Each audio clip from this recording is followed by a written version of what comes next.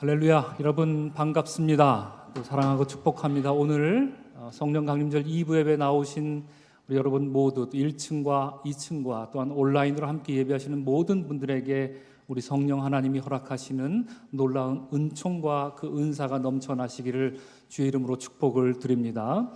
오늘 새신랑 또 새신부가 이렇게 자리했는데요, 어제 제가 주례를 섰습니다. 미국에 있을 때는 영어로 장례식도 많이 했지만 결혼식 굉장히 많이 했거든요. 마치 결혼 담당 목사인 것처럼 걸핏하면 저를 불러서 이렇게 해달라고 요청을 많이 받았는데, 사실 한국말로는 제가 처음이었습니다. 그래서 좀 어려운 예배가 되지 않을까 많이 기도하면서 준비했는데, 신랑 신부가 너무 하나님 앞에 바르고 또 견실한 그런 믿음의 사람으로 섰기 때문에 하나님께서 큰 은혜를 주셨습니다. 오늘 특별히 이 성령 강림절 예배 첫 예배, 결혼 후 첫 예배로 왔는데요, 우리 신랑 신부 미래를, 이 가정을 축복하고 싶습니다. 우리 하나님께서 함께 하시고 성령께서 늘 동행하는 믿음의 가정으로 사시기를 주의 이름으로 축복을 드립니다. 아멘. 여러분, 지난주 우리는 성령 강림절을 맞이하고 또 존 웨슬리 목사님의 회심을 기념하면서, 또한 우리 서강교회 119주년 기념주일인 오늘을 기다리면서 한 주간 동안 특별 새벽 기도회로 모였습니다. 공교롭게도 오늘 이 예배 시간에는 존경하는 우리 최인구 장로님께서 그동안 우리 교회와 주님을 성심으로 섬겨주신 것을 축하해드리는 시간도 갖고요, 아울러 오후 2시에는 이 부족한 종이 우리 서강교회의 담임 목사로 취임하는 취임식도 함께 갖게 되었습니다. 이렇게 많은 날들이 한 날에 겹치기도 참 어려운 일인데요, 그만큼 이 날을 준비하는 것이 쉽지가 않아서 마음 한편으로 부담으로 느껴졌던 것이 사실입니다. 하지만 지난 월요일로 한 주를 시작하면서 하나님께서 이 날을 얼마나 소중하게 생각하시는가, 우리 하나님께서도 이 날을 얼마나 기다리고 계실까 하는 생각이 거꾸로 들었습니다. 무엇보다도 먼저 말씀드리고 싶은 것은 우리 선임 장로님이신 임명희 장로님 지휘와 또 각 선교회 회장님들의 주도하에, 우리 염기섭 장로님과 서보영 장로님 지도하에 모두가 헌신을 다해서 꼼꼼하게 섬겨주시는 모습을 보았는데요, 그것은 누가 시켜서 하는 일이 아니라 마음으로부터 일어서서 섬기는 모습을 보았기 때문에 더더욱 여러분 앞에 고개를 숙여 존경과 감사의 마음을 전하게 됩니다. 여러분, 오늘은 우리가 이처럼 여러 많은 이유로 그런 의미를 담아 예배를 드리고 있습니다. 그러나 그 중에 우리가 하나만 골라야 한다면, 하나만을 선택해야 한다면 성령 강림이어야 할 것입니다. 그것은 예수님께서 약속하신 성령 하나님이 함께하지 않으셨더라면 존 웨슬리 목사님의 회심이 다 무엇이란 말입니까? 그 성령 하나님의 인도하심이 없었다면 우리 교회가 119년을 이어온 것이 가당키나 했을까요? 또한 모르긴 몰라도 우리 최인구 장로님께서도 성령 하나님이 함께 하셨기 때문에 지금껏 믿음의 여정 속에서 많은 어려움들이 있을 때마다 은혜로 이겨낼 수 있었던 것이겠지요. 그것은 저 또한 마찬가지입니다. 여러분, 성령님이 진리로 가르치시며 동행해 주실 것을 믿고 있기 때문에 오늘 서강교회 29대 담임 목사 취임을 준비하고 있는 것입니다. 여러분, 오늘은 성령의 날입니다. 우리가 성경에서 아주 다양한 성령님의 모습들을 찾아볼 수 있듯이 우리 성령 하나님께서는요, 그 옛날 갈멜산에서 우리 찬양대가 노래한 것처럼 불로써 내려오셨고요, 급하고 강한 바람처럼 내려오시기도 했습니다. 또한 태초로부터 수면 위를 마치 새 한 마리가 너른 날개를 펴고 강물 위를 넘실대듯이 운행하시기도 했습니다. 성령은 우리의 언어를 흩어 놓으시기도 했고요, 다시 하나로 모으시기도 했습니다. 완악한 우리의 마음을 솜털처럼 부드럽게 만들어주시는 분이셨습니다. 또한 우리의 그릇된 행실을 고쳐주시고 진리 안에 거할 수 있도록 사랑의 길로 인도해 주시는 분으로 우리에게 오십니다. 먼저 말씀 나누기에 앞서 이러한 성령의 역사와 그 놀라운 은혜가 오늘 말씀을 통해 여러분 영혼에 절절히 내려앉는 이 시간 될 수 있기를 주님의 이름으로 축원을 드립니다. 여러분, 지난주 설교를 혹시 기억하시는가요? 저는 지난주에 예수님께서 요한복음 14장부터 17장에 이르기까지 제자들과의 이별을 코앞에 두고 마지막 가르침을 주셨습니다. 이런 말씀을 드렸습니다. 그것이 이별을 앞둔 마지막 가르침이었기 때문에 신학적으로 이것을 고별담화 혹은 고별 설교라 부른다, 이런 말씀을 드렸습니다. 기억하시는가요? 우리 한번 따라하겠습니다. 고별담화. 그렇습니다. 고별 설교. 네, 맞습니다. 3년간 동고동락했던 제자들과의 이별을 목전에 두고 있었으니 그 분위기는 여러분 마치 이 베토벤의 장엄 미사를 연상케 하는 그런 분위기였을 것입니다. 매우 엄숙했을 것입니다. 그래서 오늘 말씀 6절에서는 제자들 마음에 근심이 가득했다, 이렇게 묘사하고 있는데요. 성경 원어를 보면 그들이 슬픔으로 가득 찼다, 이런 뜻입니다. 자기들의 스승이었던 예수님께서 떠난다 말씀하신 것을 비록 그 제자들은 100% 이해하지는 못했다 하더라도 그들도 이미 예수님에게 뭔가 심상치 않은 일들을 대략이나마 짐작하고 있었기 때문에 떠나는 스승으로 인해 마음이 몹시 무겁고 슬픈 마음이 들었을 것은 분명합니다. 여러분, 제자들의 심정이 그랬다면 다시 우리가 생각해 봅니다. 예수님의 심정은 어떠셨을까요? 이제 떠나야 할 때가 목전에 이르렀는데 제자들은 여전히 턱없이 모자라기만 하지요. 그런 그들에게 이제 가르침을 줄 시간이 더 이상 허락되지가 않습니다. 이것이 마지막 수업이자 이것이 마지막 설교이기 때문입니다. 곧 마지막 수업, 마지막 설교를 남기시는 그때에 예수님께서는 분명 하나라도 더 가르쳐 주시려고 애타는 마음으로 목소리에 온 영혼을 다 담고자 하셨을 것입니다. 그래서 여러분 14장부터 17장에 이르는 이 고별 담화를 꼼꼼히 살펴보면요, 예수님께서는 우리가 잘 아는 그 주옥 같은 세 가지 가르침을 꼭꼭 씹어서 제자들의 입에 넣어 주시려는 모습을 볼 수 있습니다. 이 세 가지 가르침이 예수님 마지막 설교의 주제가 된다, 이렇게 이해할 수 있겠지요. 첫째는 14장에서 예수님께서는 내가 곧 길이요 진리요 생명이라, 이런 말씀을 하셨습니다. 지금껏 너희가 나를 따라다녔던 것은 헛된 일이 아니라 그것은 진리 위에 이미 들어선 위대한 행위다. 그러므로 그것은 너희에게 생명을 줄 것이다 라는 이런 위로와 권면의 말씀을 제자들에게 준 것이지요. 그러니 계속 멈추지 말고 그 길 위를 떠나지 말고 계속 가던 길을 가라 하는 이런 권면의 말씀이었을 것입니다. 둘째는 15장입니다. 예수님께서는 나는 포도나무요 너희는 가지라는 비유의 말씀, 제가 몇 주 전에 여러분들에게 설교 말씀으로 나눈 적이 있었습니다. 이 말씀을 주심으로 너희들은 이제껏 나와 함께 위대한 사명을 감당하며 살았듯이 이후로도 더욱더 내게 잘 붙어 있으면서 좋은 열매를 맺는 가지들이 되라는 말씀을 주셨지요. 그리고 셋째로 16장 25절 이하에서는 내가 세상을 이기었다, 이렇게 말씀하십니다. 내가 세상을 이길 것이니 염려하지 말아라, 그게 아니라 내가 세상을 이겼다, 과거형으로 말씀하시면서 이제 너희들이 맞닥뜨려야 하는 저 세상 속에 나가더라도 내가 이미 이겼으니 너무 염려하지 말고 세상과 당당히 맞서라는 가르침을 주고 계신 것입니다. 그리고 저 유명한 말씀, 세상에서는 너희가 환난을 당하나 담대하라, 내가 세상을 이기었노라는 말씀이 이 고별담화의 마지막 가르침인 것이지요. 그렇습니다. 여러분, 예수님께서 이미 세상을 이겨놓으셨다 말씀하시면서 그러니 겁내지 말라는 것입니다. 누가 괴롭히면, 우리 시쳇말로 이런 말 하지 않습니까? 누가 괴롭히면 내 이름 대, 그럼 해결될 거야, 이런 거 있지 않습니까? 그런 식으로 지금 주님은 말씀해 주고 있다 생각이 드네요.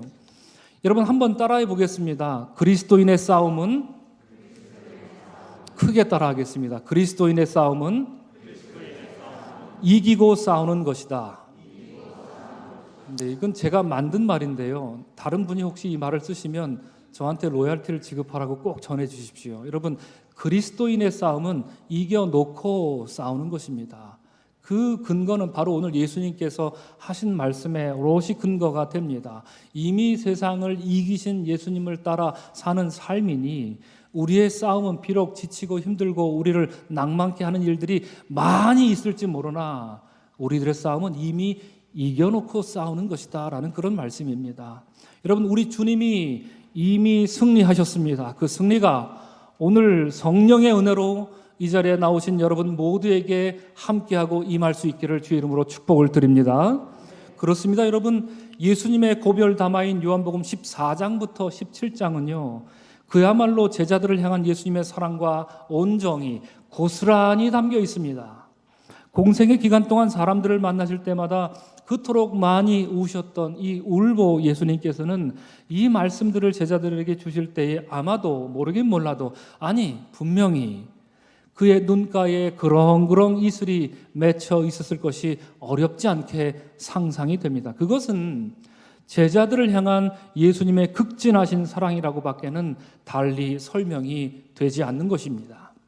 여러분, 이와 같이 앞서 말씀드린 저 놀라운 세 가지 위로와 소망의 말씀을 주시는 중에 예수님께서는요 그 말씀과 말씀들 사이에 그 첫 번째, 두 번째, 세 번째 주제와 주제들 사이사이마다 무슨 조바심이라도 나신 것 마냥 확인이라도 하시듯이 연거푸 어떤 약속을 해주시지요. 이 약속을 꼭 기억하라고 다짐하고 또 다짐하라 하십니다. 다른 것은 다 있더라도 이것만큼은 잊으면 안 된다라고 말씀하십니다. 꼭 마지막 유언을 남기는 어머니가 꿀단지를 어디에 숨겨 놓았던 것을 가르쳐 주시듯이 꼭 이것만큼은 기억하라 말씀하십니다. 그것이 오늘 우리가 함께 읽은 것처럼 보혜사 성령이 오신다 하는 사실입니다.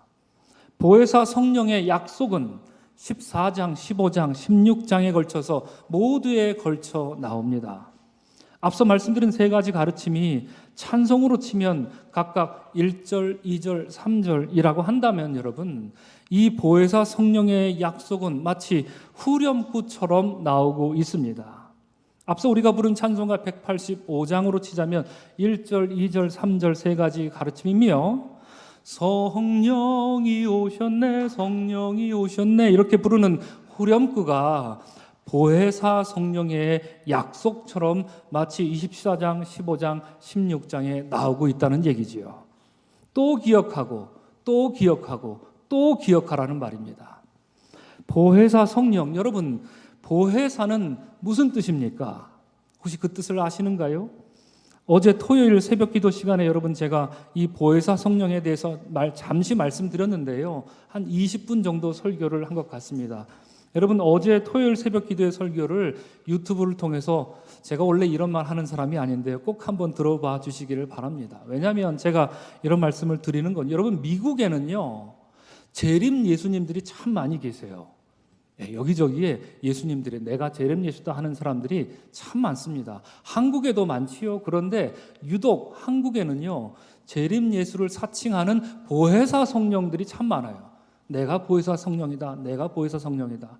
이것 봐라. 다른 보혜사를 보낸다고 하지 않았느냐. 그가 바로 나다. 1960년대 이후로 70년대, 80년대, 90년대, 2000년대, 2010년도에도 멈추지 않고 보혜사 성령이 계속 옵니다. 나다, 나다, 나다 하는 사람들이 많은데요.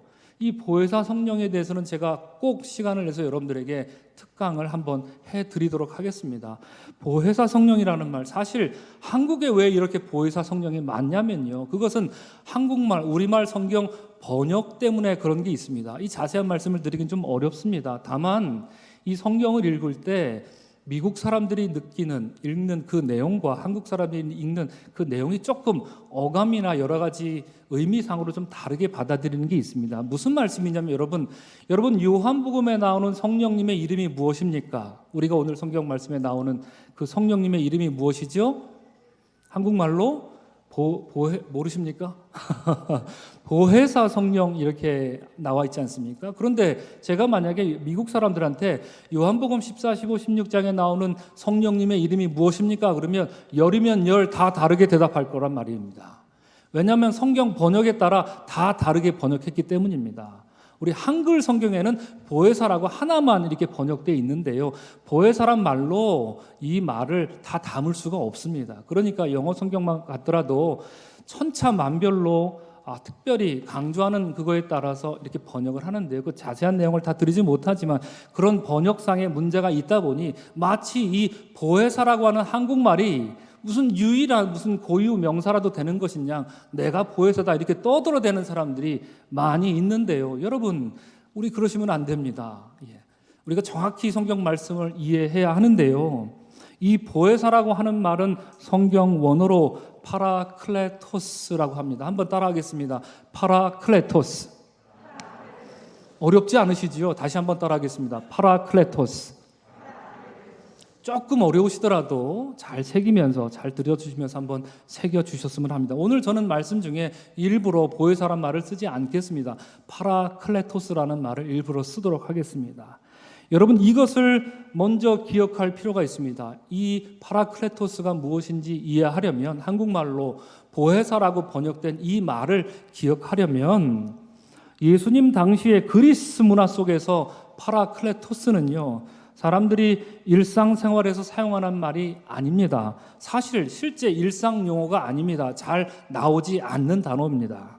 그 말은요, 그런데 어떤 때 사용이 되냐면 고대 문헌을 찾아보면 법정에서 사용되는 용어였습니다.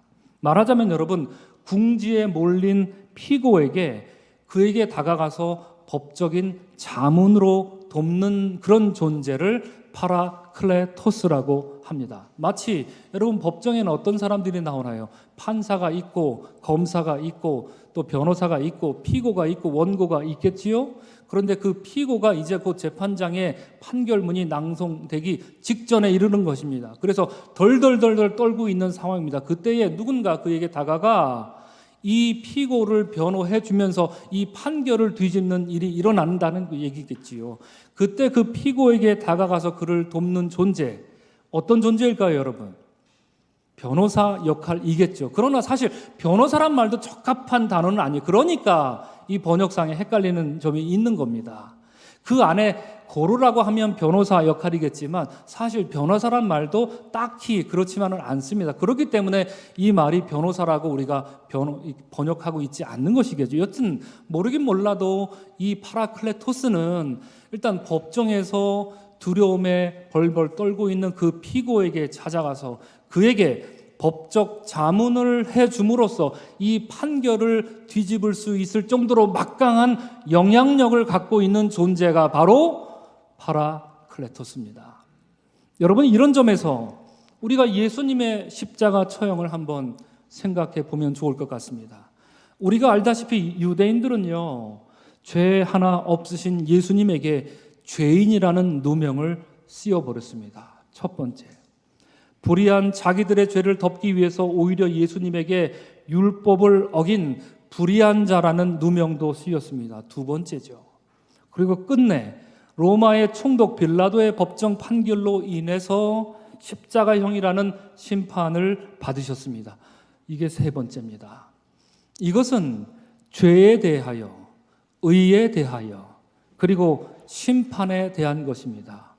죄 하나 없으신 분이 불의하다는 누명을 쓰시고 법정 최고형을 세상으로부터 받게 된 것입니다. 그것이 우리가 기억하는 예수님의 십자가 사건입니다. 그러니 여러분, 이런 가운데 예수님께서 파라클레토스를 보내주신다라고 하는 것은 어떤 의미가 있겠습니까? 우리가 한번 생각해 볼 필요가 있습니다. 그리고 또 한 번 생각해 보시기 바랍니다. 만약 제자들이 그렇게 죽으심을 당했던 그 예수님을 증거한다면, 그 예수님을 따르고 증거한다면 그들의 미래는 어찌 되겠습니까? 그 제자들이 이렇게 세상으로부터 첫 번째, 두 번째, 세 번째 이런 과정을 통해서 판결문을 받은 그 예수님을 따라다니고 그 예수님을 증거하고 다니면 그들의 미래도 똑같을 것이 불보듯 뻔합니다. 그들의 사역은 오래가지 못하고 주저앉을 것입니다.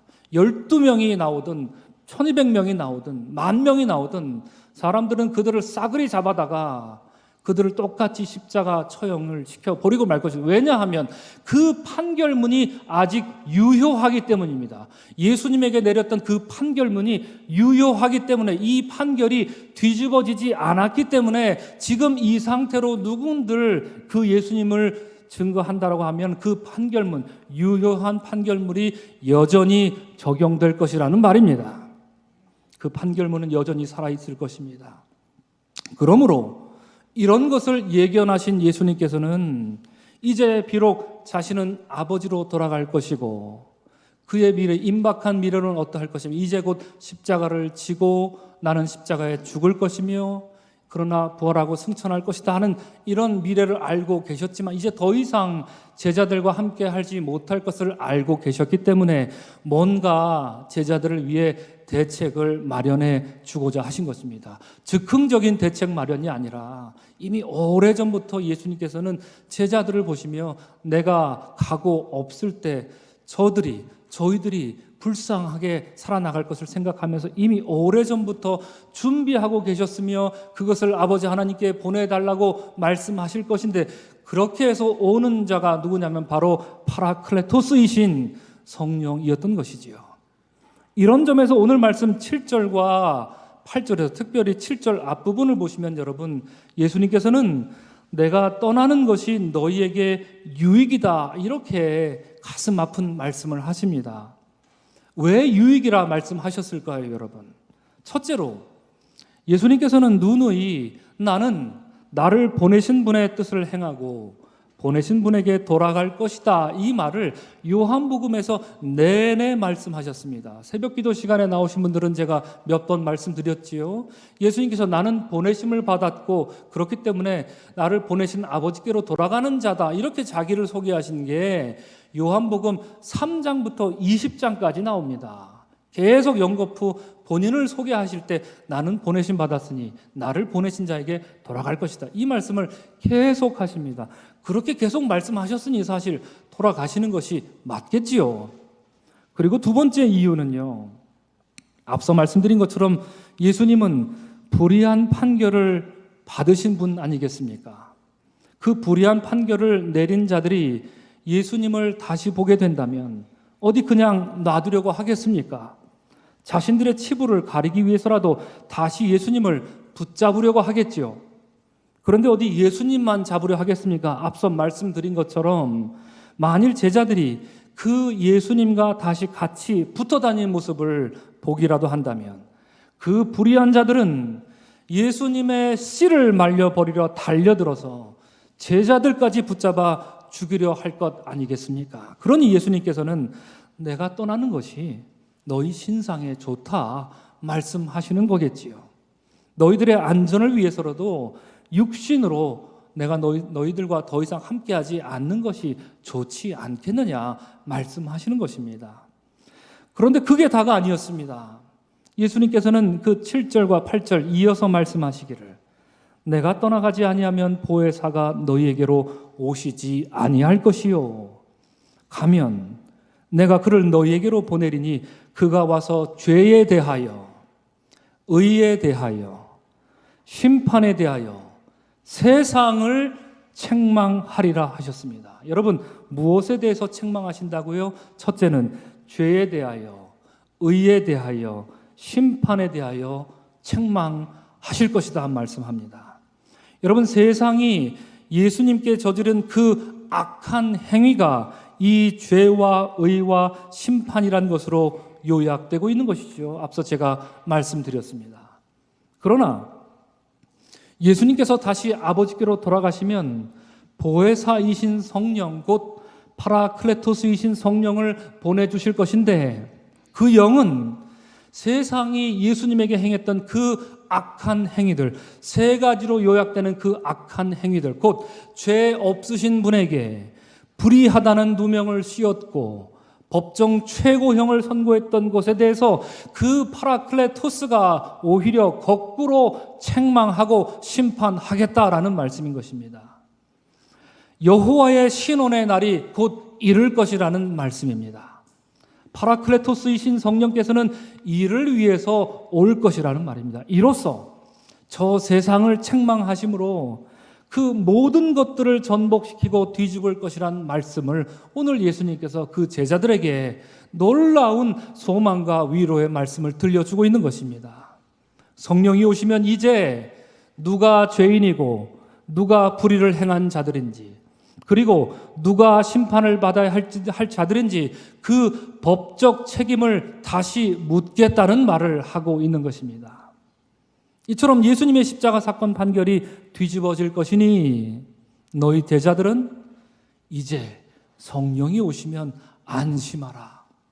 그 이후로는 담대하게 나를 증언하라 말씀하십니다. 이로써 이제 제자들이 직면해야 할 선교적 사명 속에서 그들을 도와주실 것이고 그들 옆에 바짝 붙어 서 계시며 동행하심으로 오히려 담대한 마음으로 선교적 모험을 감행할 것이라 말씀하고 계십니다. 그것이 하나님께서 성령을 이 세상에 보내주시는 이유라는 것입니다. 우리 사랑하는 여러분, 오늘 이 성령 강림절 예배는 성령께서 우리에게 오신 것을 축하하는 날입니다. 우리의 마음을 드높여 성령 하나님 우리 마음에 오시옵소서 노래하는 날입니다. 우리가 성령 강림을 축하하며 이 아름다운 예배당에서 예배할 수 있는 특권을 주신 것으로 우리 하나님을 높이 찬양하는 여러분 되시기를 주의 이름으로 축복을 드립니다. 이 예배당은 여러분 마치 마가의 다락방처럼 우리가 기도하고 예배할 때 우리에게 성령을 부어주시는 신비로운 장소입니다. 그러나 그 모든 성령의 역사는 여러분 오히려 우리가 저 문을 열고 밖으로 향할 때에 시작됩니다. 우리로 하여 저 세상으로 모험을 감행하라 하십니다. 성령 받은 사람들은 마가의 다락방에만 머물러 있는 것이 아니라 예루살렘과 사마리아와 땅끝까지 곧 문을 열고 밖으로 나가서 예루살렘 고을마다 다니며 복음을 전해야 하며, 그래서 성령께서 그 그릇된 그 사악한 판결문을 뒤집어 놓으셨음을 증거해야 하며, 사람들에게 손가락질 받고 소외받고 있는, 그리하여 아무도 가려 하지 않는 땅 사마리아일지라도 너희들은 그곳이라도 발걸음을 내디뎌야 한다는 것입니다. 그리하여 땅끝이라 할지라도 주님의 귀한 복음을 전할 모험을 감행하라는 말씀입니다. 19세기에 미국의 저명한 신학자이자 장로교회 목사였던 윌리엄 쉐드라는 사람이 있습니다. 이 사람은 저 유명한 말을 남겼습니다. 아마 여러분도 많이 들어보셨으리라 생각합니다. 영어로 이렇게 표현하지요. A ship is safe in harbor, but that's not what ships are for. 이렇게 말합니다. 항구에 머무는 배는 안전하다 이렇게 말하지요. 그러므로 이후에 말하는 건 이것입니다. 그러나 배는 그러라고 만들어진 게 아니다 이렇게 말합니다. 그렇죠. 여러분 무슨 말인지 이해가 되시리라 생각합니다. 배가 항구에 정박해 있으면 그보다 안전한 게 없을 것입니다. 우리가 예배당에 나와 하나님을 찬양하고 기도하고 말씀드리면 우리 얼마나 성령에 충만해질 수 있겠습니다. 그러나 우리는 그러라고 있는 게 아니란 얘기죠. 배가 마치 항구에 정박하라고 만들어진 게 아닌 것처럼 말입니다. 이 목사님은 19세기 당시에 점차 고착되어 가고 현실에 안주하고 있는 미국의 교회들을 향해 일침을 내린 것이지요. 아무것도 하지 않는 교회들에게 제발 닻을 감아 올리고 저 군청색 짙은 바다로 선교적 모험을 감행하라는 고언을 남겨준 것입니다. 여러분, 우리는 모험이라는 말을 사용할 때, 저도 방금 전에 그 말을 여러 번 사용했지만 모험을 감행한다 이렇게 표현합니다. 비슷한 말이지만 여러분, 모험을 강행한다 이런 표현은 안 쓰시지요. 감행이나 미음 받침 감행이나 강행, 이응 받침 강행, 이 두 단어들은 둘 다 확실히 알 수 없는 것에 도전하는 것을 뜻합니다. 그러나 이 두 단어는 여러분 확연히 차이가 납니다. 전혀 다른 차원의 단어입니다. 강행은 아무런 근거 없이 무모한 도전을 일삼는 행위입니다. 공부 하나 하지 않고 시험 잘 보게 해주십시오 이렇게 기도하는 것과 똑같다라는 얘기입니다. 강행은 그런 것입니다. 너무 무리한 일들을 억지로 진행할 때 일컬어 강행한다 이런 말을 하지요. 그래서 그 끝이 대부분 좋지가 않습니다. 강행하면 말이죠. 신문 기사에 줄곧 나오는 사건과 사고들이 뭔가를 강행했을 때 왕왕 벌어지는 일들이었습니다. 그러나 여러분, 감행과 강행은 전혀 다른 것입니다. 금세기 최고의 기독교 상담가라 일컬어지는 정신분석학자 폴 투르니에라는 분이 계십니다. 아주 C.S. 루이스와 더불어 아주 존경받는 학자이기도 합니다.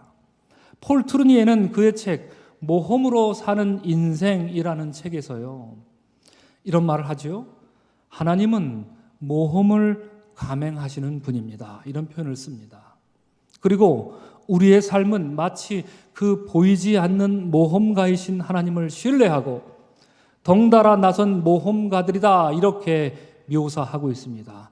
하나님도 모험가시요 우리들도 모험가여야 한다 그런 표현을 쓰십니다. 그리하여 인생이란 하나님이 지휘하시는 모험이다 라고 하는 저 유명한 명제를 남긴 분이시죠. 여러분, 어린아이들이 자전거를 어떻게 배우는지 다들 잘 아시지요? 뒤에서 엄마나 아빠가 혹은 어른 중에 누구라도 처음에는 그 아이가 자전거를 탈 때 반드시 잡아줘야 합니다. 그리고 잡고 있다라는 안심을 시켜줘야 합니다. 그러나 아이가 홀로 자전거를 정말 배우게 하려거든 아빠는 여러분, 엄마는 반드시 손을 놓아야 합니다. 떠나야 합니다. 없어야 합니다. 그 자전거를 잡고 있으면 안 됩니다. 그러면 어떤 일이 벌어질까요? 아이는 금세 넘어지지요. 하지만 여러분, 넘어지는 것을 뒤에 서 있는 엄마와 아빠는 다 보고 있습니다. 다 보고 있지요. 넘어질까 노심초사하면서 안달복달 하면서 그 아이를 지켜보고 있지요. 그러나 넘어진다고 해서 다시 잡아주지 않습니다. 다시 잡아서는 안 됩니다. 지켜봐야 하는 것이지요. 눈을 동그랗게 뜨고 말입니다.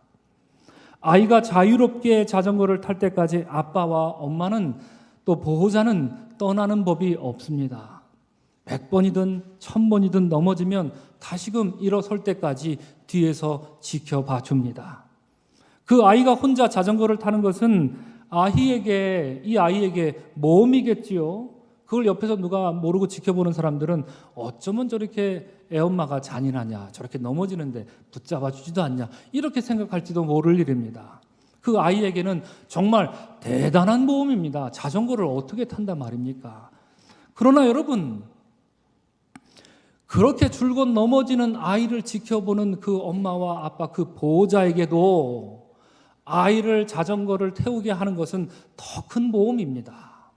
그 아이가 넘어질 때마다 다칠 것을 뻔히 보고 있는데 잡아줄 수는 없는 것이지요. 잡아주면 아이가 자전거를 탈 수 없기 때문이니 말입니다.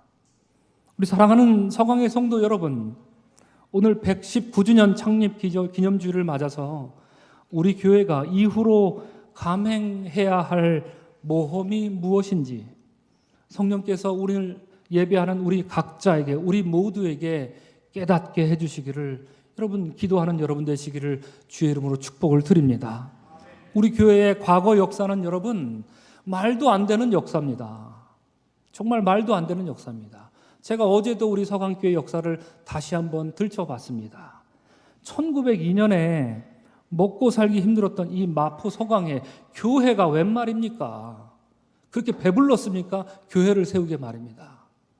말도 안 되는 역사로 우리 교회가 시작된 겁니다. 거기엔 하나님의 모험이 담긴 것입니다. 하나님께서는 우리 교회 창립을 놓고 모험을 감행하신 것입니다. 이것이 얼마나 갈까 노심초사하시면서 온 것이 여러 가지 우여곡절과 우리 민족의 아픔을 다 겪고 나서 2021년에 이르게 된 것입니다. 하나님은 그 모험을 감행하셨습니다. 그리고 현재 오늘 2021년 20년과 21년을 사는 우리들 또한 이 어려운 바이러스 상황을 맞이하여서 또 다른 모험을 조심스럽게 감행하고 있습니다. 이 모험은 조용히 진행되고 있습니다. 우리의 미래는 어떠할까요, 여러분? 우리 중에 누구 하나라도 저 미래를 확실히 이미 붙잡으신 분 있으십니까? 우리의 미래는 더 큰 모험일 수밖에 없다는 얘기입니다. 그러나 지금껏 우리로 하여 이 위대한 모험을 감행하도록 이끄셨던 성령께서는 우리로 하여금 주저하지 말고 앞으로 나아가라 말씀하십니다. 더 이상 정박해 있지 말고 저 창파에 배를 띄우라 말씀하십니다. 그것이 성령 하나님께서 오늘 우리에게 성령 강림절이자 우리 교회 창립기념주의를 주신 가장 큰 뜻이라 저는 그렇게 믿는 마음으로 말씀을 봅니다. 그 은혜가 오늘 이 자리에 예배하는 우리 모두에게 충만히 이미 임하셨습니다. 이미 임하셨습니다. 그 은혜로만 사는 우리 모두가 되기를 주의 이름으로 축원을 드립니다. 이미 하나님 오랫동안 동행해 주셨습니다. 우리 삶 속에 우리 역사가 그것을 증언합니다. 이제 더 이상 주님 우리와 동행해 주옵소서. 물론 우리가 습관처럼 그렇게 기도할 수는 있으나 하나님이 오랫동안 우리와 동행해 주셨습니다. 그 동행하신 하나님, 우리 삶 속에 찾아오신 하나님, 단 한 번도 변함없이 은혜를 베풀어 주신 하나님, 모험을 감행하시는 하나님, 그리하여 우리로 하여금 모험을 감행하라 하시는 그 하나님, 이후로 우리가 그 하나님만 따라가는 삶이 될 수 있기를 주님의 이름으로 축원합니다. 기도하겠습니다. 참 좋으신 하나님 아버지 감사합니다. 파라클레토스는 예수께서 약속하신 이후로 이 땅에 오심으로 저 세상이 사악한 또 그릇된 판결문을 온전히 다 뒤집어 놓으셨고 이후로 성령의 시대를 열어주셨습니다. 그리하여 그 성령의 시대는 초대교회 이후로 한국교회까지 이르렀고 우리로 하여금 1902년에 이 위대한 역사를 시작하게 하셨습니다. 119년이나 이렇게 끌어오시느라 우리 하나님 참으로 수고 많으셨습니다. 이제 그 주님께서 말씀하신 그 사명이 우리 어깨에 달렸사오니 주여 성심으로 믿음으로 주님이 동행하심을 날마다 체험함으로 이 위대한 모험에 흠뻑 뛰어드는 우리들의 삶이 될 수 있도록 인도하여 주시옵소서. 저 군청색 바다에 배를 띄어나가는 그 모험의 항해 속에서 선장 되신 주님만을 따라가는 우리의 삶이 되게 하여 주옵소서. 예수님의 이름으로 축복하며 기도합니다. 아멘.